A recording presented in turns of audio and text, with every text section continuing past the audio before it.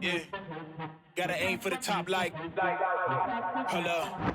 Yeah, I can never doubt myself, I know better. All of you critics be acting like you know better. Blowing the smoke, but I know when the dust settles that I'm in my element. It's evident that there's levels to the game.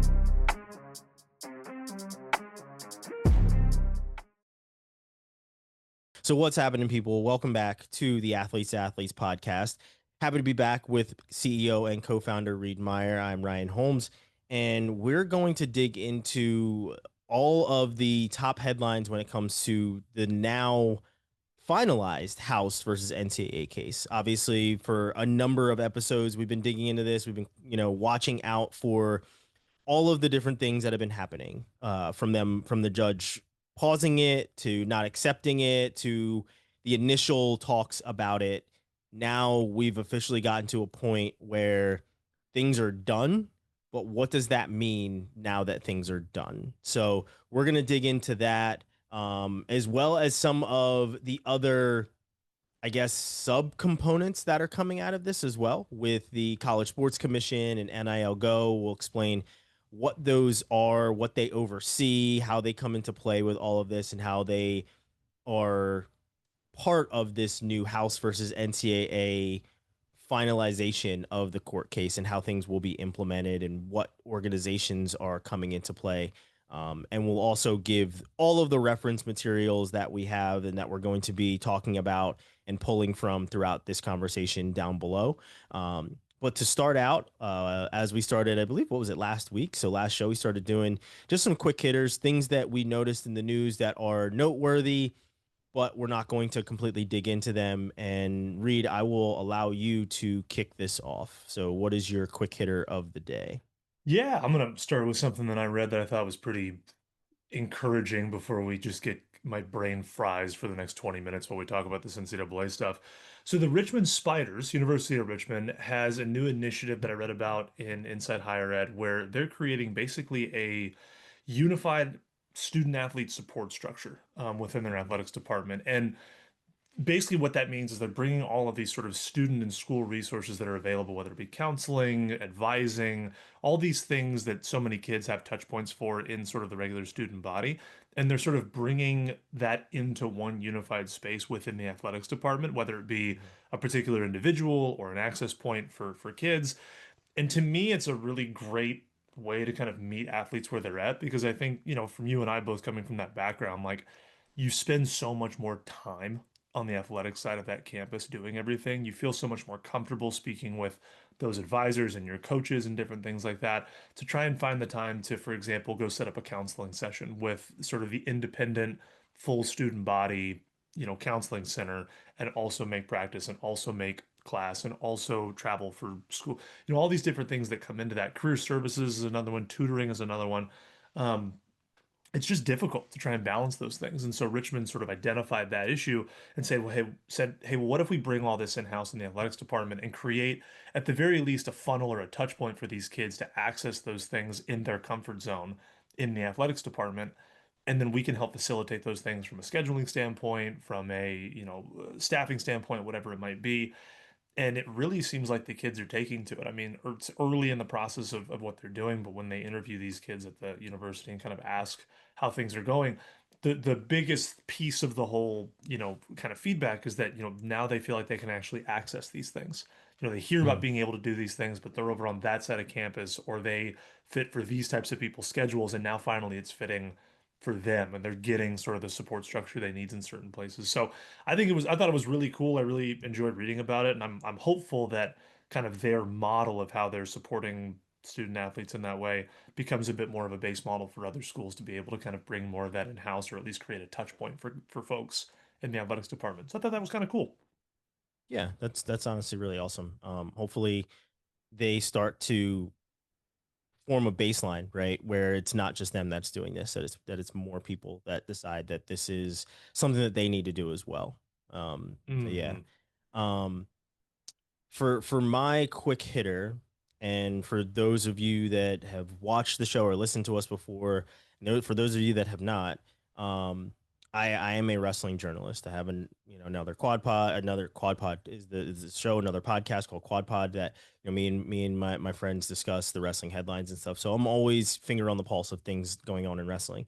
Something that we have spoke about on this show a good bit is women's sports in general. And last episode we talked about softball and how that is becoming a booming sport and how softball was kind of ESPN's prototype for a lot of other sports that they figured they were going to dig into, right? Now on that wrestling front, the thing that I love reporting is that explosive growth of women's wrestling. And women's wrestling has been on the up and up for a very long time. And just recently, it was given NCAA Division One status, or at least I should say NCAA status. There's going to be a number of different schools, my alma mater, Wilkes University, included, that have women's sports teams that are going to be starting out. Another school where I'm very good friends with those coaches is at Muhlenberg, which is another Division III school in my hometown. But the cream of the crop is at Iowa. Iowa has a number of Olympic and world medalists on their team. And starting in 2026, the NCAA has officially approved its format and location for that inaugural NCAA Women's Wrestling Championships. It's going to be in Iowa, as Iowa is, like I said, the number one team. There's been a number of women's wrestling teams that have been in competition for a number of years. However, it has not had NCAA status, and now it does. And they're going to have their first NCAA championships in 2026, which is going to be great. Really looking forward to that. As somebody, like I said, who has had a front row seat to some of the biggest and baddest wrestling tournaments in the world, including the World Championships and including the NCAA championships a number of times. It's incredible that they are now continuing to invest in women's sports and investing in a sport that had a large impact on my life. And these women are great athletes. They do an amazing job putting on a show, and they're extremely technical and extremely tough. So them having their own NCAA championships and us being able to now crown an NCAA women's champion will be incredible. And I'm really looking forward to it in 2026. I don't know if I will be there, but I'll certainly be watching and covering and, posting on social media about it, as it is a very big deal. So pretty excited about that. It was announced, I want to say a couple weeks ago, maybe 2 weeks ago, that it was going to be held in Iowa. But yeah, it's a very big deal for the wrestling community, and I'm certainly looking forward to it. Yeah, as what seems like a theme on this podcast is every time we mention women's sports, certainly in the college space, if you give them the opportunity, good things happen.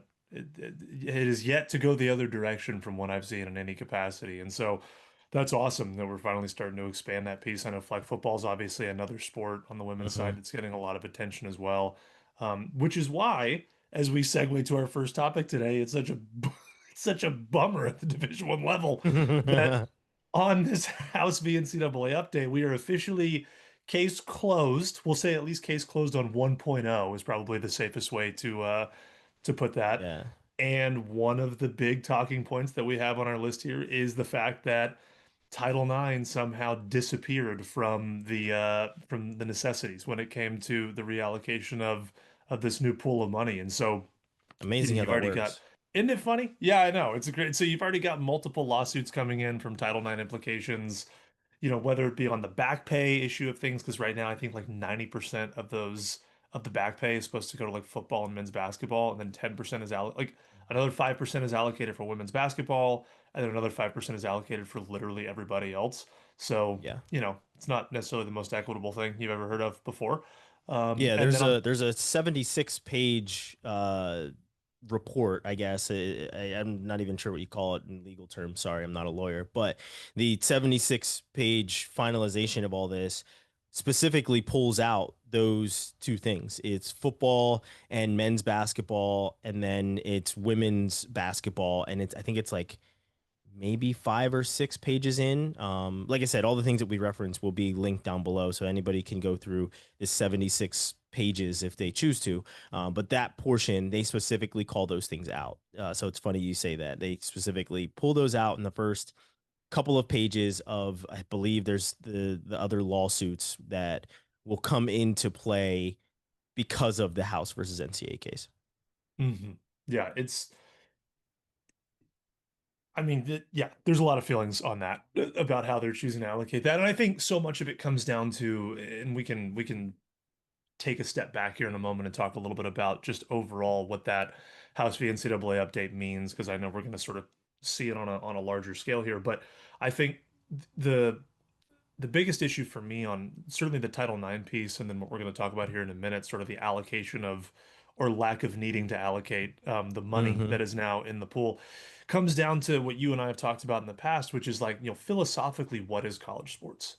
And what's the purpose Yeah. of college sports, right? And now, that we see this, and we're going to talk about it today as well. Like we're at a crossroads now where I think a lot of these Power Four conference teams, or at least these schools, you know, it seems obvious to me that they're setting up these structures in a way to prove to the NCAA or to stakeholders or whoever else that like they belong in a different category. Their business operations, their finances, their way of managing teams, rosters, relationship with schools, it's just different. The money is different, the involvement is different, the alumni base is different. And in my opinion, like given that that is the direction that we're going and what we've opened up to, like yeah, we should probably explore letting that group just kind of jettison themselves into a different category and let the rest of college sports be college sports. Because what's happening right now is you're suffocating 95% of athletes at the college level so that the 5% that have sort of this ability to really make some real money and or really grow in a market share can just continue to fatten in this process. And so Yeah. I know we're already kind of getting in the weeds on stuff, but let's step back a little bit here and talk about kind of our first topic, which is, the House versus NCAA update. Basically case is closed at this point, right? Judge Wilkins come down, she's approved it. We now have, for schools at the Division One level that opt in, we have scholarship, limits. Basically, we have roster limits and no more scholarship caps. So Mm-hmm. money can be given via the opt-in schools $20.5 million pool of money they're allowed to give to any athletes under any sports that they sponsor up to a certain roster limit amount. That is in the lamest of terms how I understand this to be. Title IX does not apply to this, and so as we've seen, many of the budgets that have come through have been akin to the back pay model, which is, 75 to 80% of that money is going to the football team if they have one. Another 10 to 15%, depending on what the allocation is on the football side, is going towards men's basketball. And then it kind of feels like whatever's left goes to whoever's left, from what Yes. I've seen on the vast majority of these budgets here. So, just sort of stopping there to begin. That's kind of the biggest piece of this case that comes in. What, as somebody who is a massive wrestling fan, I know we've spoken on this before, like what do you think this does moving forward for these Division One opt-in teams that have wrestling programs? I think Olympic sports as a whole are in trouble because of this. Because the money is going to skew heavily to football, basketball, and I mean, insert your other championship winning sport here, right? So if you're at OU, it's going to be softball. If you're at Texas Tech right now, it's obviously softball, right? If you're at a maybe it's a UCLA, you're thinking maybe even gymnastics can be in there with Jordan Childs is on the team. You know what I mean? So depending on where your high level athletes are outside of your biggest pool of I guess stars is mostly where you're going to allocate that. And the Olympic sports are certainly the ones that are in trouble. It's just the honest truth, right? And we see this because they're always the ones that are in trouble because they don't pull in the revenue. Football and basketball pull in the revenue. men's and men's basketball and football specifically. Um, and it's going to continue to do that as they look to expand upon the offering in those sports, right? March Madness is huge and it always will be huge. There's a big pool of money that comes from March Madness for the schools involved. There's a big pool of money that comes to the broadcasters who are involved as well. On the football side, they're expanding the playoff, giving more opportunities to showcase these teams, but also gain more revenue. And it is not lost on me that the same year that the House versus NCAA case is approved and will go through, college football playoff expands to what, 16 teams now, right? So there's a, if you don't see the correlation, there it is, right? Like there's money to be made for the student athletes. So the NCAA and the rest of the committees that happen in those boardrooms need to have a bigger share of what they're showcasing themselves. But to get back to the question, right? The Olympic sports and specifically wrestling, it's not exactly the prettiest, especially when it comes to the first part of this of prioritizing the money and where the money's going to go.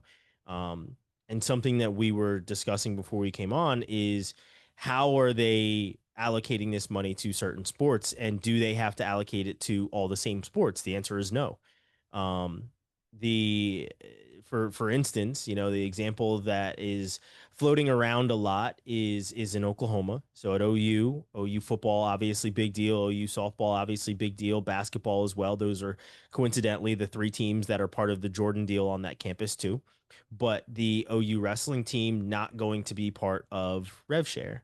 Um, little ways away over in Stillwater, Oklahoma from Norman is, you know, their rivals in Oklahoma State, and Oklahoma State wrestling will be a part of their revenue sharing for the wrestling team, I should say. The wrestling team will be part of their revenue sharing. It has come out as that, right? So it really depend it doesn't really depend on campus, so to speak. It's more so what they want to do with the money and where they see the, I guess, the return on investment, right? So I was out honestly like shocked to see that because I didn't know that that was able to be done. I thought that if your school is opting into RevShare, that all of your sports are allocated with this 20.5 million, right? But they are able to cherry pick and figure out what sports they want to be a part of it. Yeah, and that's the part that, I mean, God, you and I, we've watched all of the court proceedings, we've read all the things, and I still have a level of confusion around, because to your point, like if you would have asked me yesterday, like when you opt in, is it all or nothing? My understanding is that when you opt in, it's for everything. And Mm-hmm. so what I'm trying to understand, and this is what you and I were talking about, is like you look at the OU and the OSU situation. Both teams are opting in. You have one program that's going to fund, you know, or support effectively the wrestling team. You have another team or another program that's not, you know, and maybe it's all in the wording of it. But what I'm trying to understand is like, so for Oklahoma, right? It's not going to be a part of the revenue share model, but are they then still bound by quote unquote the roster limit by opting in as a university to that roster limit? They're just not going to allocate additional money to the team so that you have either individuals that are coming in with their own independent NIL money, or you have individuals that are coming in with, you know, academic aid and things like that, or will they give some scholarships, but not give additional money on top of a scholarship so that a student's actually making money? They're simply paying for school.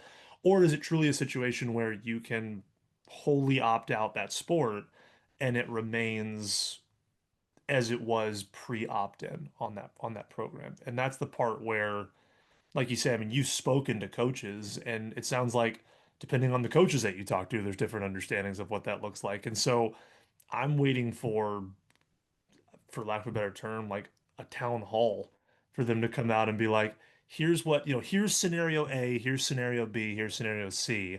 This is allowed, this is not allowed, this is not allowed, whatever it might look like. And maybe that's part of what the Sports Commission is going to help us on, which we'll talk about a little bit later. But good Lord, man, like it feels like we've been talking about this thing for a year now, and then it finally passed. And despite the amount of time that I've spent on it, I still look at this thing and go like, what the hell am I? What's happening? Like, where's the money going? And it just feels like one big exercise in frustration so many times in this process.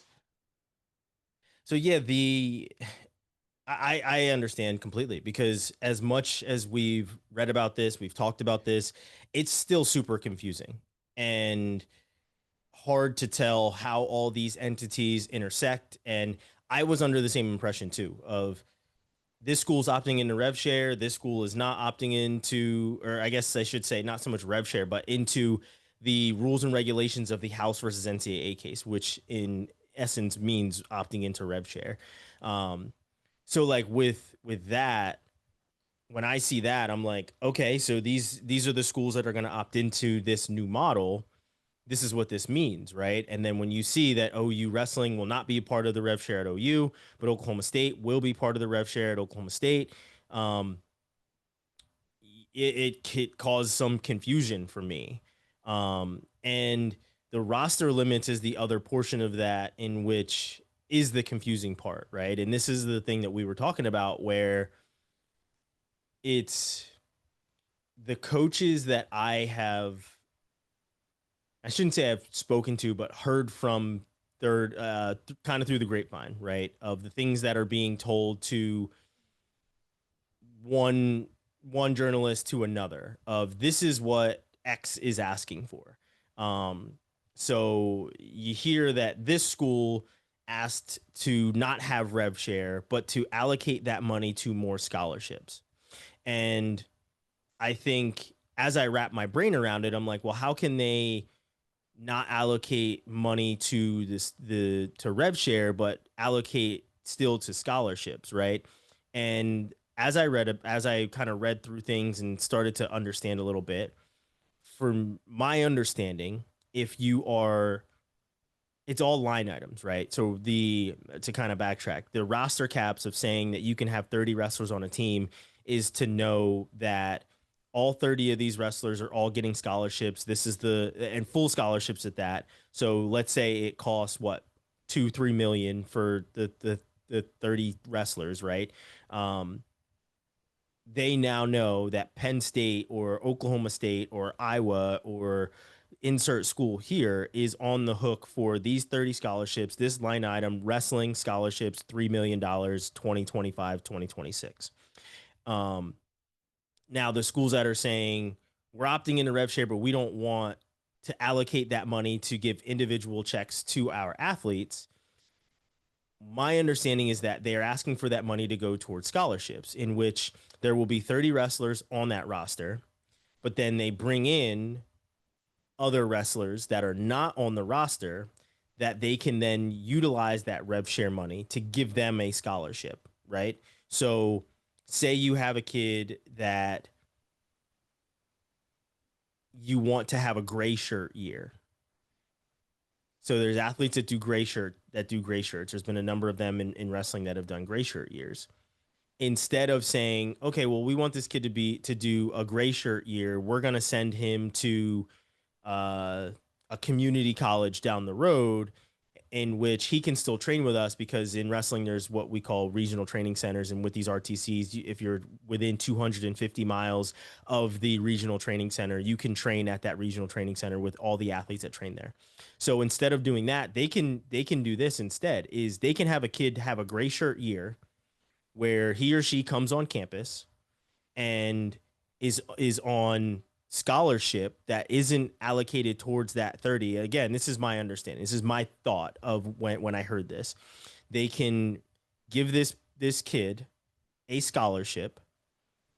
They are not competing, they're not on the roster, which means their NCAA clock does not start, but their schooling and scholarship is being paid for out of this extra pot of money that they have. is not being allocated towards individual checks towards athletes.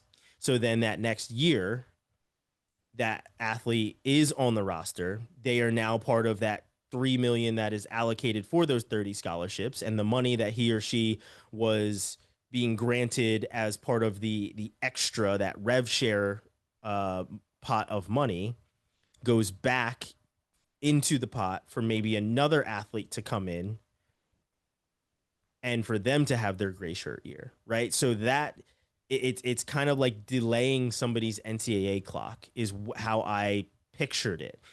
Again, maybe I'm completely wrong on that, but when I hear that, so and so team is saying they don't want rev share to have individual checks going to athletes, instead they want this money to go towards more scholarships. It's like, okay, that's great that you can put this money towards more scholarships, but you can't have more than 30 wrestlers on a team. You can't have more than 105 football players on a team. So if you can't have more than 105 and your line item has to be the same, maybe not the same, but in terms of what it costs to go to your school, your line item has to be equivalent to that. But then you have this extra pot of money to play with.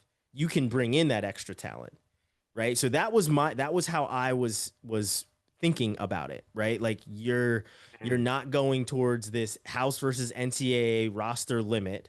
You're using the rev share money for extra scholarships, and those extra scholarships go towards athletes that are not on your roster, are not competing in any of the NCAA sanctioned matches or tournaments or games. So your clock doesn't start. And then on top of that, when you're a true freshman, you still maintain a red shirt, which is like any other normal gray shirt. You still maintain a red shirt where with the rules now, you get 5 dates that you can compete as attached to the team. So if you're a really good quarterback, you can play in 5 games. You can start those first 5 games. Doesn't matter. You got your 5 dates. Now you're out. Right. So for me, I thought it was a way of, as we said, when you set up rules, it is the people under those rules to find out ways around them. That is what they want to do. People want to game the system. And for me, when I hear, hey, we don't want rev share to go towards these athletes or individual checks, why don't you instead give us that 2 million you were going to allocate towards that, and we'll put that towards extra scholarships, and we can bring in more athletes that we can then pay for their scholarships, and they're not on that 30-man roster. They're not on that 105-man roster.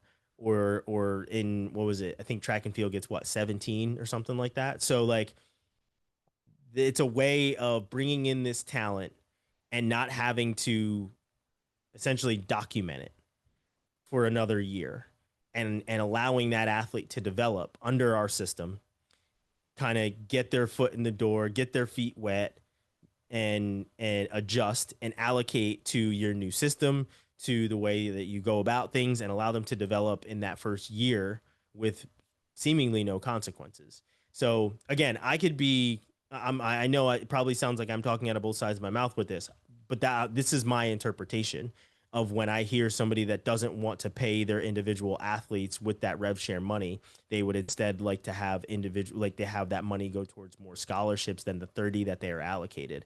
That's what I hear, is they want to bring in more talent and not have to document that talent.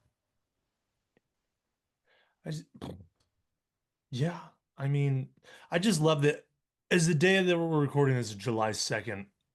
This when the new ruling went into effect on July 1st. So it took him exactly 24 hours to basically come up with a potential full-scale system to skirt around whatever these new rules are I mean, the fees. They probably had it set up 2 months ago. This was set. This was definitely set. I don't think that any of this was, this plan was in play.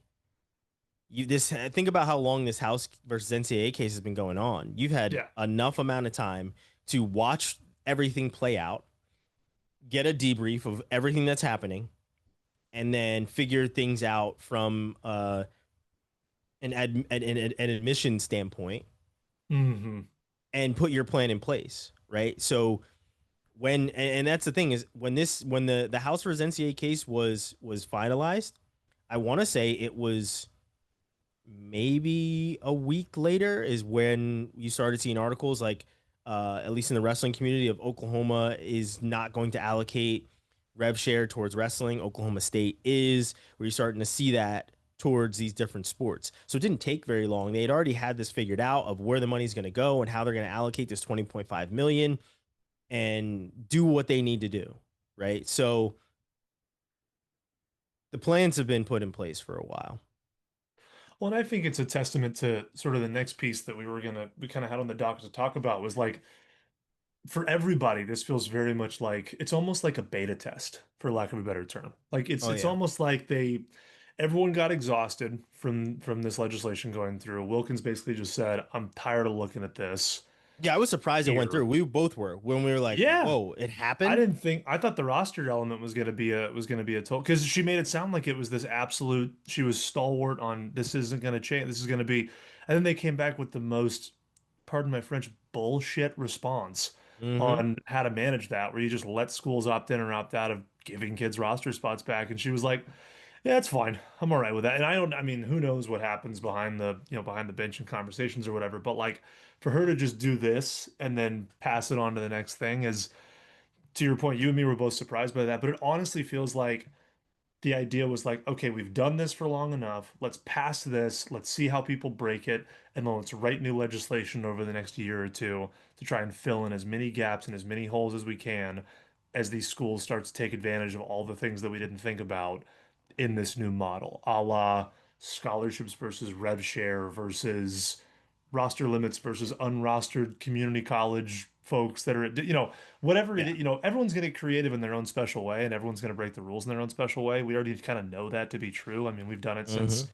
SMU in the 80s, right? Like it just, that Yeah. is, have college sports will cheat. That's kind of part of it. And it's almost like they just were not unwilling to try and, which I guess I kind of understand to a certain extent. Like, we can't think of all these different ways that it's going to get taken advantage of. So let's launch the best thing we got and then let's react from there. And it kind of feels like that's the direction that they're going, which is And it's been the why, approach the entire time too, though. I mean, they're a reactive association, is what it comes. That's why the NCAA handbook is 4 billion pages long, is because they never take anything out. They just add something to close this loop, close this loop, close this loop until Yeah. eventually you have like whatever, some sort of demigod unbreakable chain of rules that exist in And the so contradictions.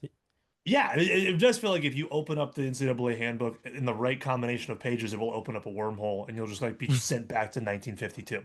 Like it does feel like that somewhere in there there's a witchcraft spell that we just haven't found yet, but and they just keep going with it. So I don't know. Eventually it's going to get blown up, I guess. But it plays into this idea of like, we're at kind of a wait and see period from a budget perspective. Like what Hmm.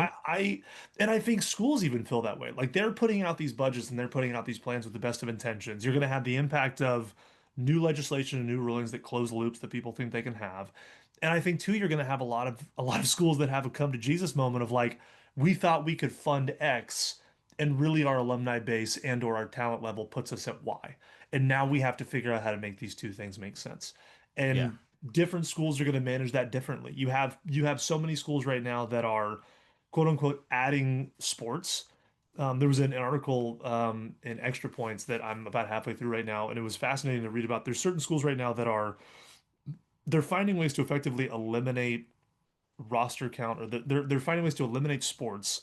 So, for example, schools are adding track teams, but not field teams because they can use their cross country teams as track athletes. They now Yeah, have an yeah, I've extra seen that. sport that keeps them at that Division 1 level, but they're not adding extra bodies, a la extra money that they have to spend. And so Hmm. there's finding, that's how some people are handling the budget. Some people are just simply cutting sports. Some people are cutting. Oklahoma cut, what was it, 10% of their athletic staff or something like that, just like Yeah. 2 weeks ago. Gone. Just cut that entirely. You have other schools that are adding hundreds, if not thousands of dollars onto student fees for, kids that are coming into class. And I think South Carolina maybe is one that just recently did it. They added like a $400 per student fee just for a general athletics fund that they can now Hmm. spend on kids and things like that. So you've got different places trying to find different and creative ways to fund this. And I think what's really going to happen is in the next couple of years, to your point, like you're going to really find out what you can and cannot afford It's going to push some schools out of the Division One opt-in spectrum. It's going to force some schools to change divisions entirely, potentially, and it's going to cause a lot of schools to pick their favorites. To your point, hey, we're going to fund football, we're going to fund men's basketball, and then if we happen to be a really good team for water polo, we're going to corner the market on water polo.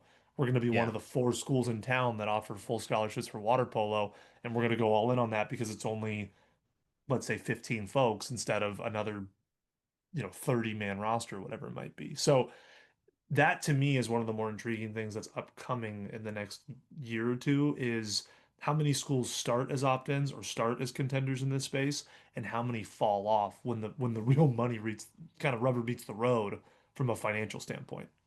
Yeah, it's almost it sounds like it's going to be more of a championship opportunity over an athlete opportunity.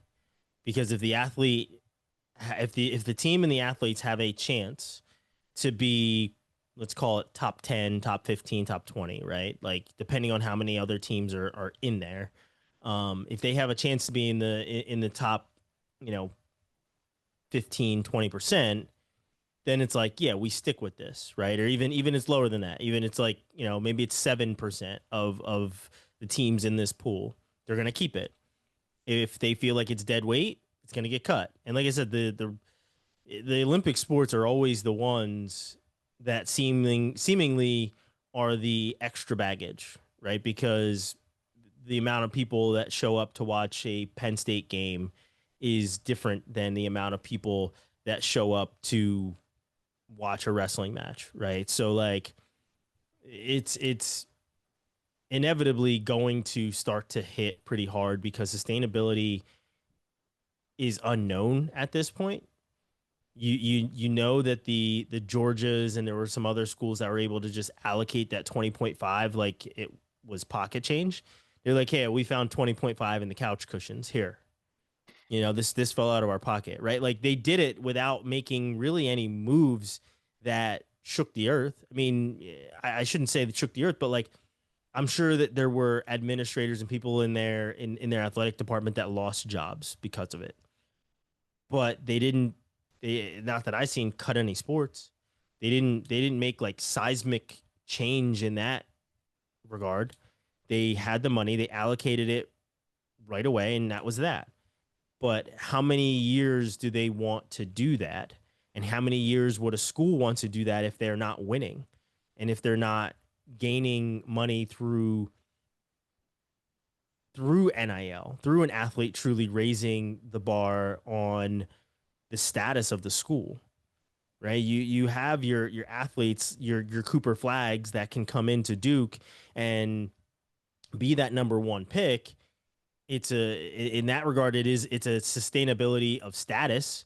But like if you have a Shador Sanders that comes into Colorado and to play football for a team that hasn't been relevant in since Cordell Stewart was there, like it's very different, right? Like they're going to certainly put their money into those types of buckets for an NIL play of relevancy for the school.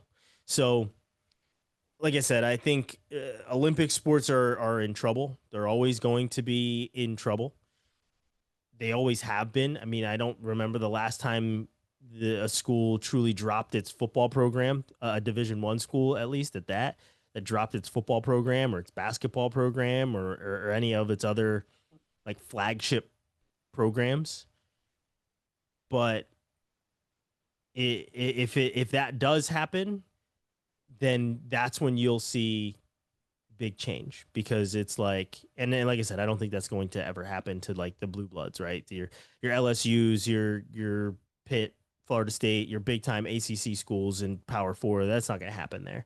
And as long as those guys are okay, specifically as long as the SEC is okay when it comes to football, the NCAA is like cool, right? We're Mm. happy. So the only other thing that I think potentially happens is you do see an even more professionalization of sports, college sports in and of that, where they break off as a league and college football is their own separate Power Four entity of sorts. So there's a lot of wait and see, as you said. There's a lot of wait and see, but there are certain schools that are already seeing the loopholes in it and how they can allocate the money and truly figure out where things go. Any other thoughts on this? Are you ready to jump to I guess the subcommittees that are coming from this House versus NCAA case? Yeah, I think I'll just reiterate really quickly. I love the point you made, and I think it harkens back to kind of what we started the conversation on, which is it's this philosophical question at this point, right? Of like, I don't think either one of you or I are saying like college football is bad, college basketball is bad, it needs to go away. By no means. Like, we both love it, we watch all of it, it's a great thing. But we're seeing those two sports, these revenue generating sports that exist in their own bubble, make decisions for everybody else. So we Mm-hmm. have to decide at what point do you essentially sever the limb for the safety of everybody involved? Do you give these sports or these conferences and these schools that can sustain these things the ability to grow and rise and have those opportunities without making Bowling Green State go under financially because they happen to be an FBS school that doesn't have the same kind of oil money that the University of Texas at Austin has to be able to compete in this space? And I think there's a world for both of those places, for both of those schools to exist in those spaces and be able to compete without taking away financial stability for universities and without sort of commodifying the athletes that are in this process that are just trying to go to school. Because if you if college is for college, then this is a different conversation. If college is for, if college sports is for money, it's a different conversation. Those are different topics that we can have. But right now, like if you're a basketball player at a Power Four conference and you've been to three schools in the last 4 years, well, you need 60 hours at one school to get a degree. So the Yeah. NCAA, and that's another thing we're going to talk about next time, is how the NCAA completely smokes and mirrors these numbers. I got a little baseball on that the other day, and that's infuriating. That's a different topic. But like, how do you say as the NCAA we're for students and we're for student athletes and we're for the growth of the whole person if I can see on paper the way you're allowing this stuff to move around and the way you're encouraging it to move around literally leaves this person incapable of getting a degree after 6 years of being in college basketball, college football, whatever it is. So that's my teaser that I'll leave for next week because I've got some thoughts on some NCAA metrics and the way they've chosen to present some stuff.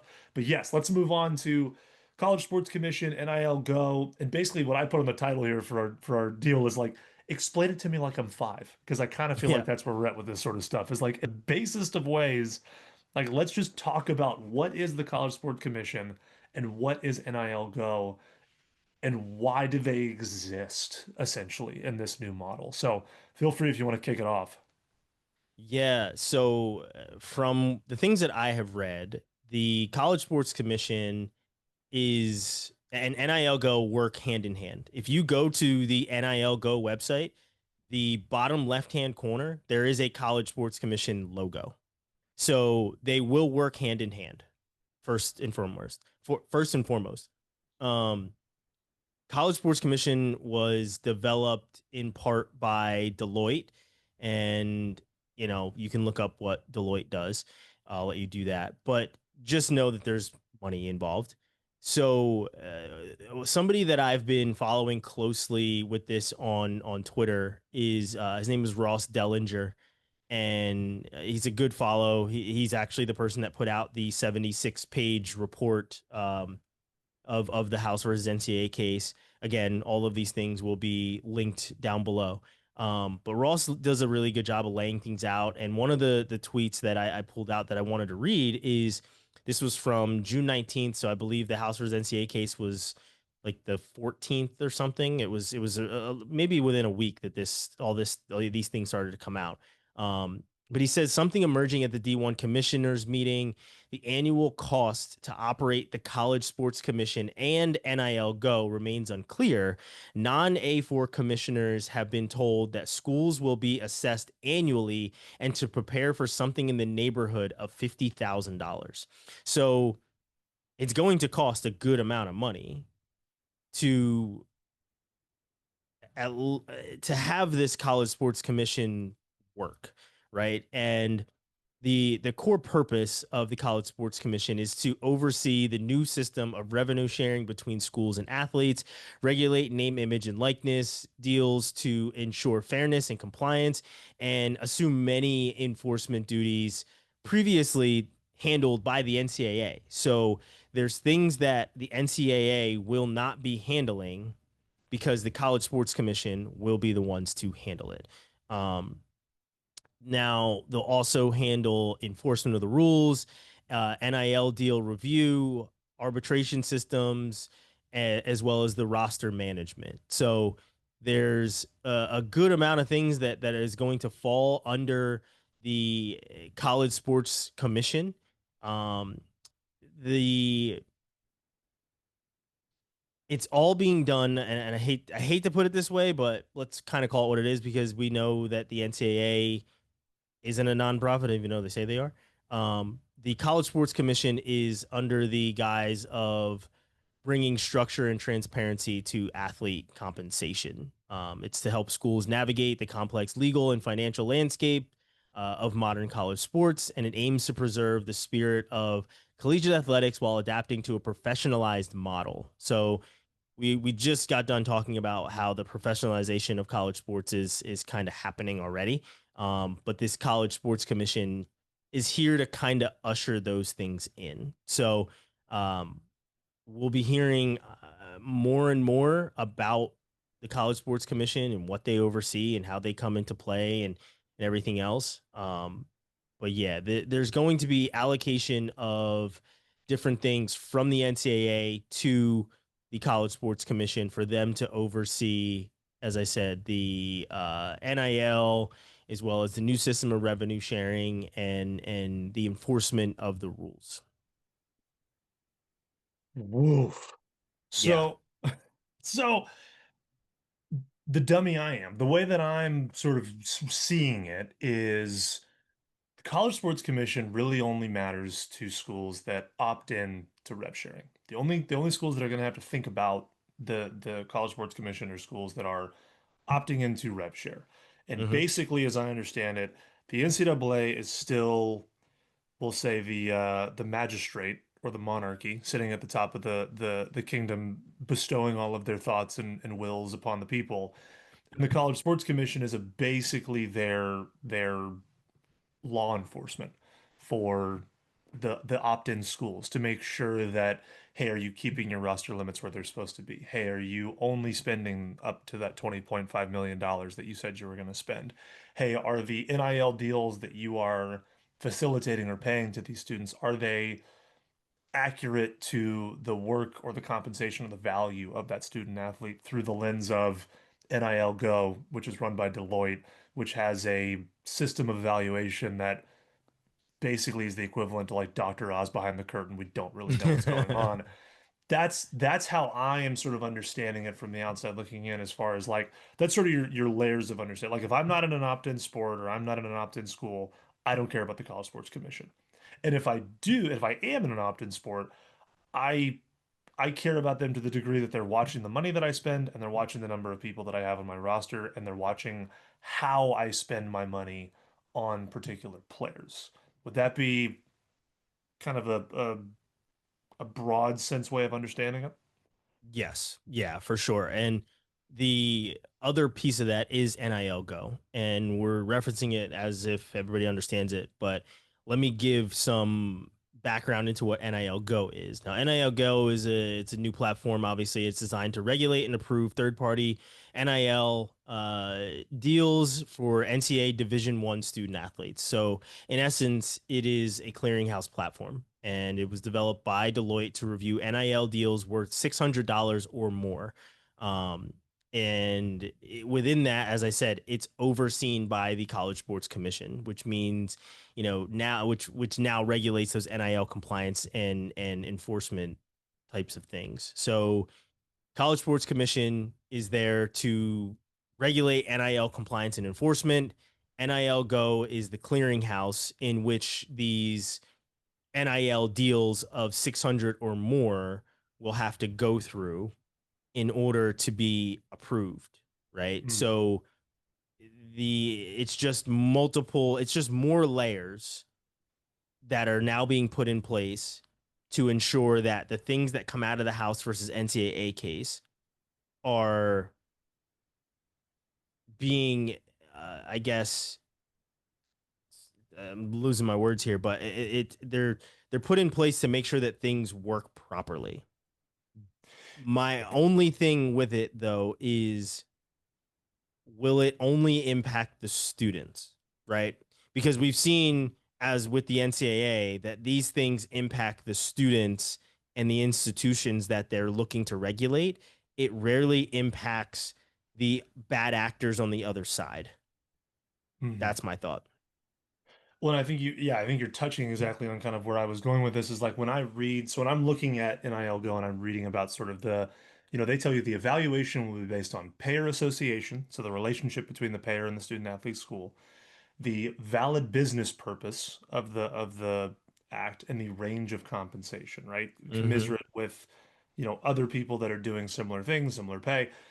To me, NIL Go sort of, we're going to see how it goes in the first 6 months of the first year, I suppose. But like, you know, if it is enforced properly, theoretically, it would eliminate individuals, collectives, sort of having a larger weight or pulse on Michigan's ability to get a $10 million quarterback or things of that nature that are just outlandish because you happen to have a donor that can push money towards something, effectively taking a lot of the decision-making power away from the athletics department and giving it to a small number of individuals or alumni bases that want to make an impact with certain schools or have an impact on certain schools. Same thing with Double Eagle, the individuals that sell off Double Eagle at Texas Tech, giving that deal to Canada.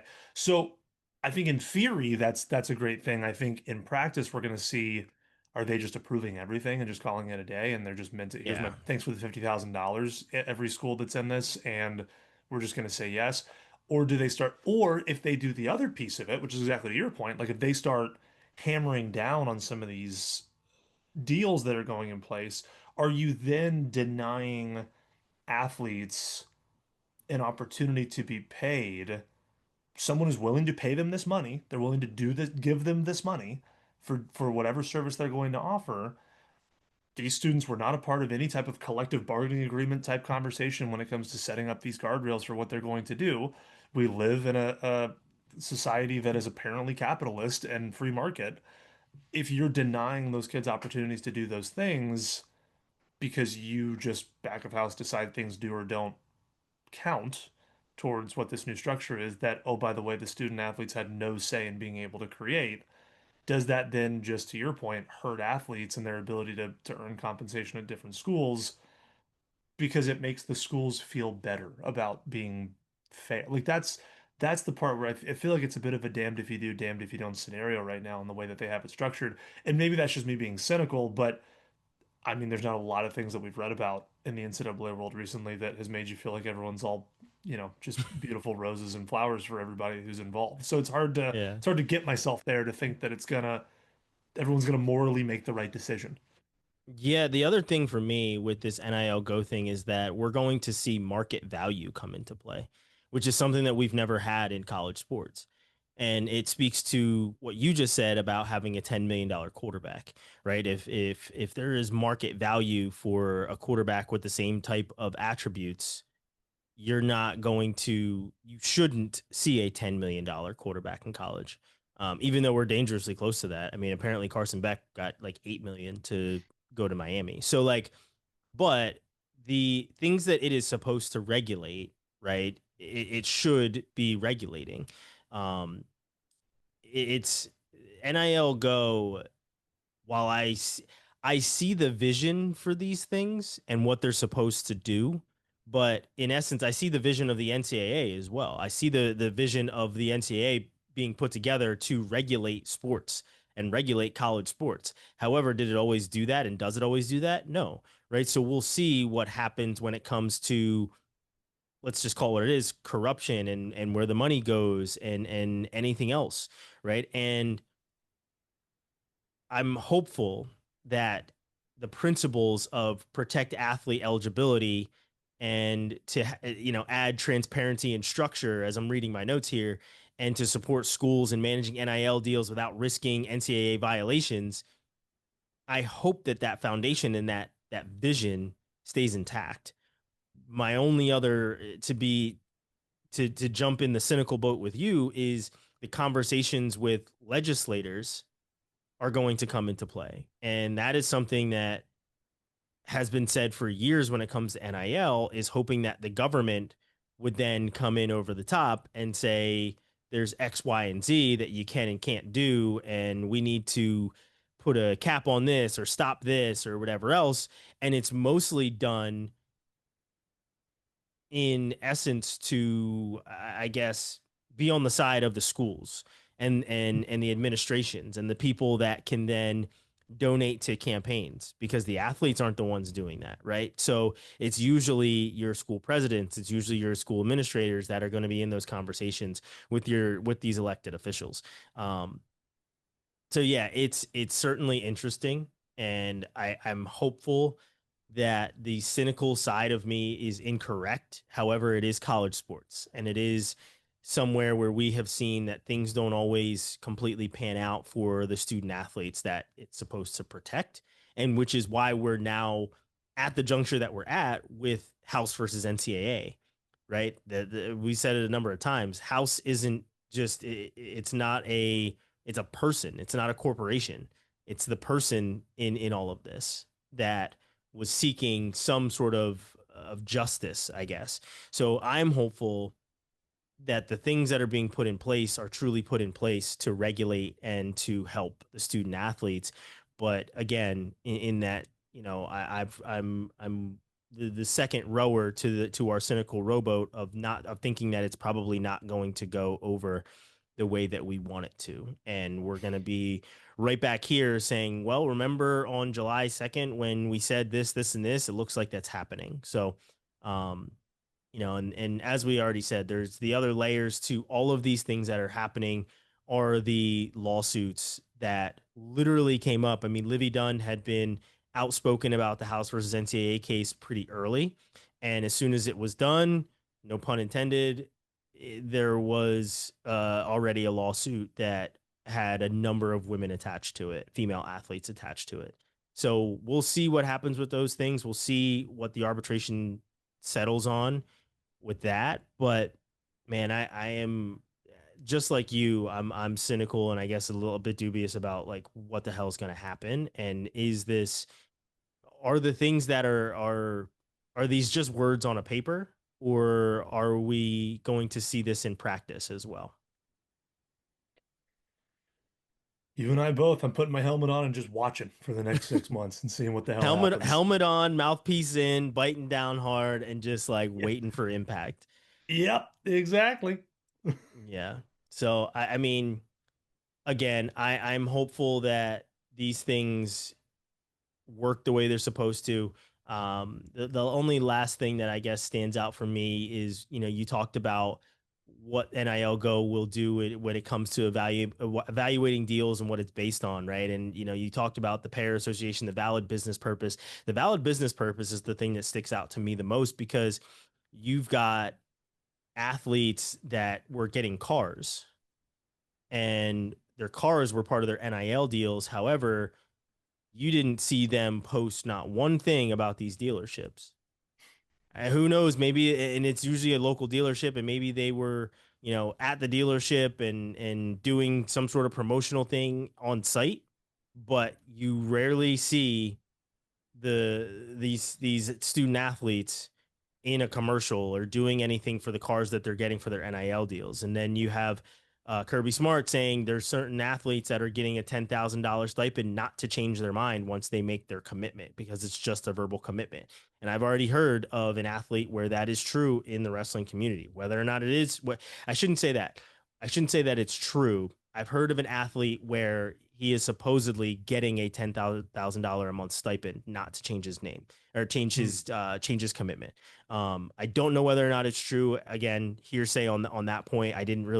I'm not the type of journalist that wants to seek out these NIL numbers, because if somebody is willing to pay you X amount of dollars to play your sport, take it.